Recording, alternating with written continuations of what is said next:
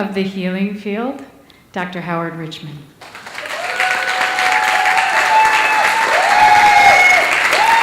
Thank you.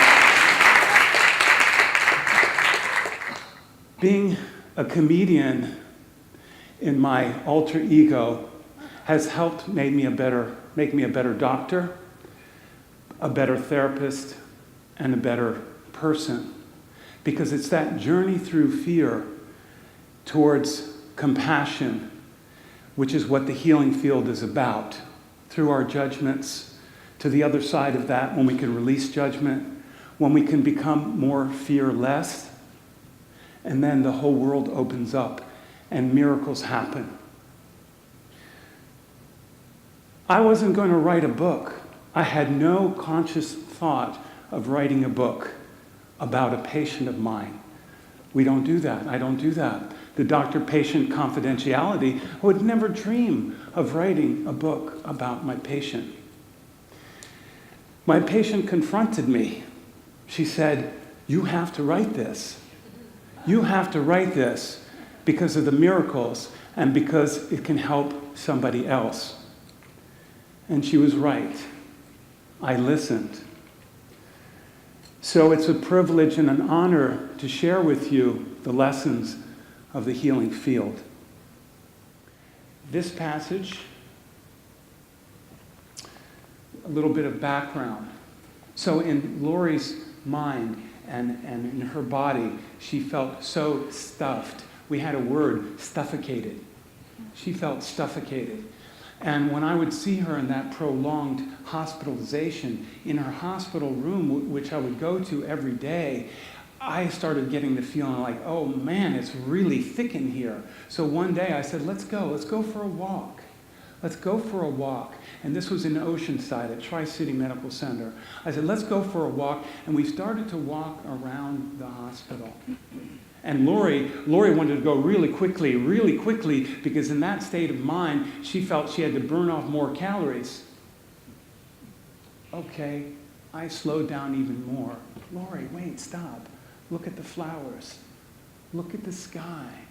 Take a breath. And she started to do that.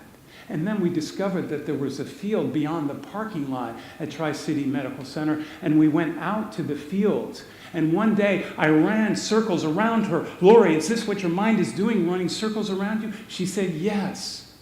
Yes. Out in the field, she felt freer. There was more space. And I had come across a poem from Rumi. Some of you may know it. Out beyond ideas of wrongdoing and right doing, there is a field. I'll meet you there. So we would go out to the field. No more sitting in the chair, no more hospital rooms. We had to find a way to get her out of that slump in that ditch that was prolonged. But if you stay long enough and lose your judgment and lose your fear, miracles happen. I also would take her to the cafeteria. And under the conditions of what we call anorexia, going to the cafeteria is like going to Fallujah or Mosul. It's a battlefield. And I didn't fully realize it until the first time I took her to the cafeteria, and she could not sit still. She went and got some napkins. She went over here, she went over there. And I'm trying to be the calmest that I can. I got 2 trays of food, sat them down, and she just didn't want to. She just didn't want to. It was just too painful. And then one day, something happened. Something happened, and she ate a little food, realizing in that moment, being fully present, that she was worthy. She was worthy because her sense of worthlessness was so profound. She did not have that self-acceptance that is so important for us to have. So the next time I took her to the cafeteria, here's what happened. "Hey, watch this," Henry called out playfully to Lori. His eyes twinkled as he made his way around the huge fruit bowl near the end of the cafeteria line. "Do you think you can do this?" Turning cautiously, Lori walked a few steps toward him, unable to imagine what he might be up to. Do what? Lori responded meekly, apprehensive but curious. Then to herself, what's he going to try to get me to eat this time? He didn't comprehend how god-awful difficult it was to eat an egg, much less a piece of fruit that was mixed with other kinds of fruit. He doesn't understand that when different foods touch each other, they're contaminated. Just then, Henry tossed a plump purple grape high in the air, startling her out of her thoughts as he threw his head back, opened up his mouth wide, waiting for it to fall. A herd of people milled about. The grape came down quickly and disappeared deep within his mouth. He chewed, swallowed, and embellished his success with a raise of his eyebrows and a Cheshire cat smile. Ah, that tasted good. He wiped his mouth with the length of his finger. It's fun to break the rules, Lori, isn't it? Lori's mouth dropped open. Her eyes sparkled. I don't believe it, she belted out, doubling over in laughter. You're not supposed to act like a clown? She couldn't contain herself and almost fell to the floor. Who do you think you are? She said, incredulous, giving him an uncharacteristic light shove of delight across his shoulder.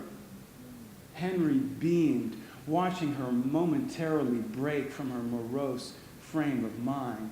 She needed to laugh.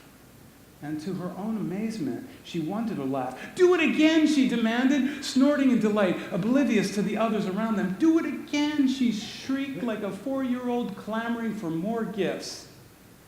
Did you like that? Henry teased, pleased to have a standing ovation for his performance and a request for an encore. She was a better audience than any he'd encountered in the comedy clubs. Would you pay good money to see it again? He said playfully, his cheeks flushed with merriment. Yes, yes, she nodded eagerly. Do it again. You bet. He gave her a thumbs up, then announced, second serve. He tossed another grape even higher into the air than before. The grape made several somersaults in the air before it smacked solidly onto Henry's tongue.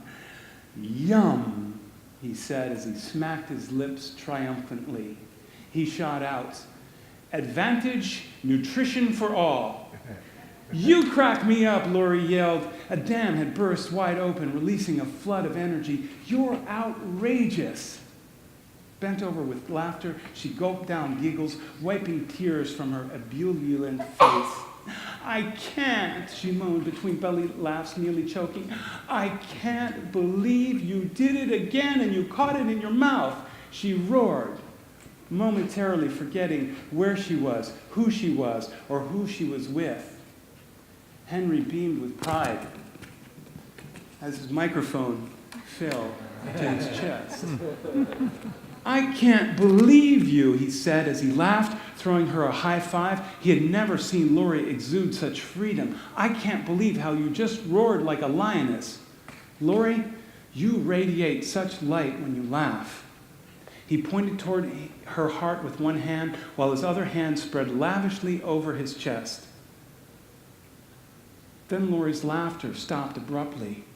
She fell into a deep silence. Her high vanished out of nowhere. Can we go now? What just happened, Lori? Henry turned and followed at her heels as Lori headed out the hospital door and paused in the hallway. You know, Dr. H., she whispered sadly, when I grew up, playing with food was never okay. We would get restricted if any of us did anything to break the rules. It was so tense at the dinner table. That must have been difficult, Henry said. He watched her contract like a turtle tucking its head into her shell. A tear formed in her eye, and her smile, so illuminating just a moment ago, had completely vanished. Please don't make me eat today, she begged. I'm just too... Henry knew exactly what she was about to say. So there was ups and downs. There were small victories, and then there was what could look like defeat. And again, the more you lose your judgment and work on reducing your fear, that's when the miracles happen. And one day I asked Lori a question that registered in her mind. I asked her, what if love? Now, doctors normally don't talk about love, and this was not normal, and we should be not normal. We should be out of our mind and into our heart. I asked her, what if love? Because her body and her energy field said over and over again, what a fear, what a fear, what a fear, what a fear, what a fear, what a fear. And in a moment, there was a crack in the pavement, and a little blade of grass popped up with the question, what if love? And as she contemplated that question, what if love, she found an answer, yes to life. Yes to life.